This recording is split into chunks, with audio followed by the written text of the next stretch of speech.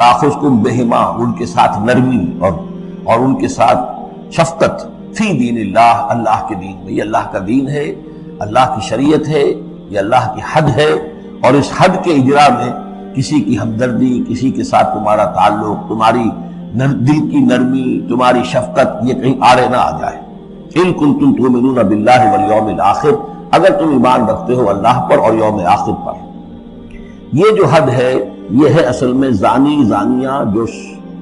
غیر شادی شدہ ہو اس کے لیے 100 کوڑے، یہ حد ہے جو قرآن میں آئی ہے. زانی اور زانیہ اگر شادی شدہ ہے تو اس کی حد قرآن میں نہیں ہے، لیکن وہ سنت رسول صلی اللہ علیہ وسلم سے ثابت ہے. اور شریعت اسلامی کا چونکہ جو اس کی سورسز ہیں، اس کی ایک بنیاد ہے اللہ کی کتاب، اور دوسری بنیاد جو انڈیپینڈنٹلی قرآن مجید سے آزاد ہو کر ایک مستقل بنیاد ہے، مستقل سورس ہے، وہ رسول ہے صلی اللہ علیہ وسلم. تو رجم کا جو حکم ہے وہ سنت سے ہے. اور جیسا کہ میں آپ کو بتا چکا ہوں، اصل میں یہ اس قاعدہ کلیہ کے تحت ہے کہ سابقہ شریعت میں، شریعت موسوی میں بعض احکام وہ تھے کہ جن کی نفی نہیں آئی ہے، انہیں جو کہ نبی اکرم صلی اللہ علیہ وسلم نے اس امت کے اندر بھی جاری رکھا ہے. ان میں سے یہ 2 حکم جو ہے بہت اہم ہے. ایک قتل مرتد کا حکم ہے، اور دوسرے زانی اور زانیہ جو شادی شدہ ہو اس کے سنسار کیے جانے کا حکم. وَلْيَشْهَدْ عَذَابَهُمَا طَائِفَةٌ مِّنَ الْمُؤْمِنِينَ، اور چاہیے کہ جب انہیں یہ حد جاری کی جا رہی ہو، سزا دی جا رہی ہو،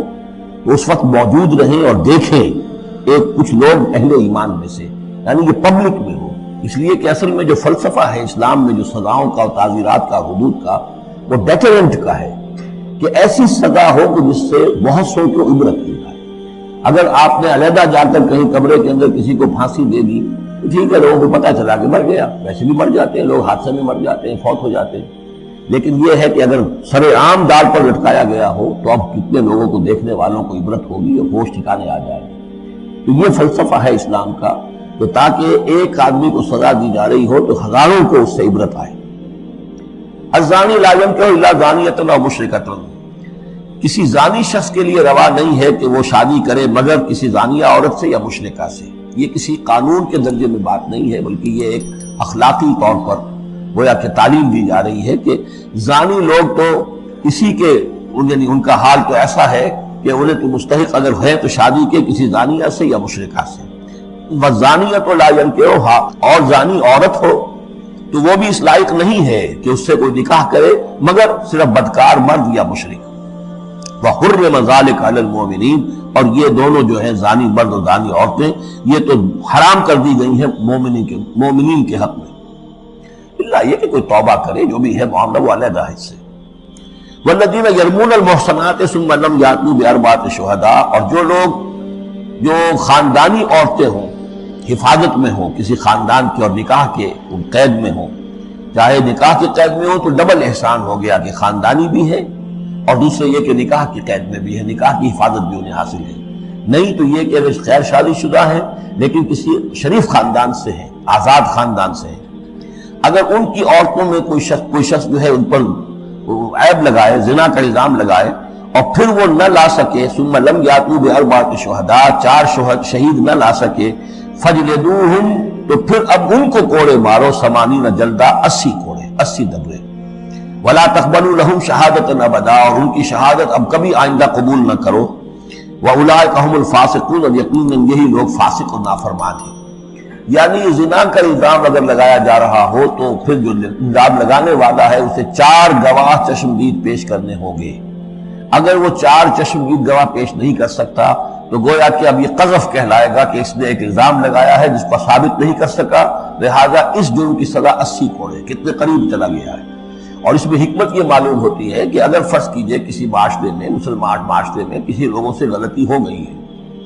اس غلطی کا چرچا نہیں ہونا چاہیے الا یہ کہ اس کے لیے ثبوت موجود ہو کہ اسے کیفر کردار تک پہنچایا جا سکے. اگر تو ثبوت اتنا ہے کہ سزا دی جا سکے تو ضرور، لیکن اگر نہ ہو تو خاموش نہ ہو، ورنہ یہ کہ خام خواہ برائی کا چرچا ہو جائے گا جبکہ اس کا سد باب ممکن نہیں ہے، اس کی سزا دینی ممکن نہیں ہے. تو اس میں سکوت جو ہے وہ بہتر ہے. الا الذین تابوا، سوائے ان کے کہ جو توبہ کر لیں من بعد ذلک، اس کے بعد وہ اصلاح و اصلاح کر لیں. یعنی یہ کہ کبھی کسی زمانے میں ان سے یہ غلطی ہو گئی تھی، انہوں نے کوئی تہمت لگائی تھی زنا کی اور 4 گواہ پیش نہیں کر سکے، طویل عرصے تک جو ہے ان کی گواہی پھر کسی بھی اسلامی عدالت میں قبول نہیں کی گئی، لیکن بعد میں ان کی روش ایسی رہی ہے، رویہ ایسا رہا ہے، انہوں نے اصلاح کر لی ہے، توبہ کر لی ہے، اب وہ قابل اعتماد ہیں، تو یہ جو معاملہ ہے اس پر سے ختم ہو جائے گا، ان کی گواہی بعد میں قبول کی جا سکے گی۔ فإن اللہ غفور الرحیم، تو اللہ غفور الرحیم ہے۔ والذین یرمون ازواجہم ولم یکن لہم شہداء الا انفسہم، اب ایک خاص معاملہ آ رہا ہے کہ کسی شوہر نے اپنی بیوی کو دیکھا ہو زنا کرتے ہوئے، وہ الزام لگائے کہ میں نے دیکھا ہے اپنی بیوی کو زنا کرتے ہوئے، دراصل ہے کہ اس کے پاس 3 اور گواہ نہیں ہیں، لیکن چونکہ یہ معاملہ ہے شوہر اور بیوی کا، اگر کسی اور عورت کا ہوتا تو اس کے اوپر 80 درے لگتے اس کو، اس نے الزام لگایا ہے، چاہے چشمدید ہے، چاہے اس نے دیکھا ہے، لیکن 3 گنا اور نہیں لا سکا، 3 گواہ نہیں لا سکا ہے تو درے لگیں گے 80۔ لیکن معاملہ کیونکہ بیوی کا ہے، اس کے لیے خاص قانون ہے، اس کو لعان کہتے ہیں۔ وہ یہ ہے کہ والذین یرمون ازواجہم، جو الزام لگائیں زنا کا اپنی بیویوں پر، ثم ولم یکن لہم شہداء، اور ان کے پاس گواہ موجود نہ ہو، الا انفسہم، سوائے ان کی اپنی جانوں کے، انہوں نے خود دیکھا ہے، فشہادۃ احدہم 4 شہادات باللہ، تو یہ ایک شخص کی گواہی بھی 4 گواہیاں شمار کی جائیں گی، جبکہ وہ قسم کھائے اللہ کی، انہ لمن الصادقین، کہ وہ سچا ہے، حلفیہ بیان کرے۔ والخامسۃ، اور 5ویں بات یہ کہ وہ یہ کہے کہ ان لعنت اللہ علیہ ان کان من الکاذبین، کہ اگر میں جھوٹا ہوں تو مجھ پر اللہ کی لعنت۔ 4 مرتبہ قسم کھا کر گواہی دینا گویا کہ وہ 4 گواہوں کی گواہی کے قائم مقام ہو جائے گا، جبکہ پھر وہ یہ بھی کہے کہ اگر میں جھوٹا ہوں تو اللہ کی لعنت مجھ پر ہو، لعنت اللہ علی الکاذبین ان کان من الکاذبین۔ وَيَدْرَوْ عَنْهَا الْعَذَابَ، اب عورت کیا کرے گی جس کے اوپر اس کی بیوی جو ہے اس کو جو الزام لگایا گیا ہے، اگر وہ اس پر سے عذاب ٹل جائے گا، ٹل جائے گی سزا اور یہ حد عورت سے، ان تشہد 4 شہادات باللہ، کہ وہ بھی قسم 4 مرتبہ کھائے اللہ کی، انہ لمن الکاذبین، کہ یہ میرا شوہر جو مجھ پر الزام لگا رہا ہے جھوٹا ہے، اور والخامسۃ، اور 5ویں بات وہ یہ کہے ان غضب اللہ علیہا ان کان من الصادقین، کہ اگر میرا یہ شوہر اس الزام میں سچا ہے تو مجھ پر اللہ کا غضب آئے۔ اس انداز میں پھر یہ کہ عورت کے اوپر پھر حد جاری نہیں ہوگی، اور اگر شوہر کے 4 قسمیں کھا کر الزام لگانے اور پھر یہ کہ اللہ تعالیٰ کی لعنت اپنے اوپر طلب کرنے اگر جھوٹا ہو، اس کے بعد اگر بیوی خاموش رہتی ہے، وہ جوابی طور پر قسم نہیں کھاتی 4،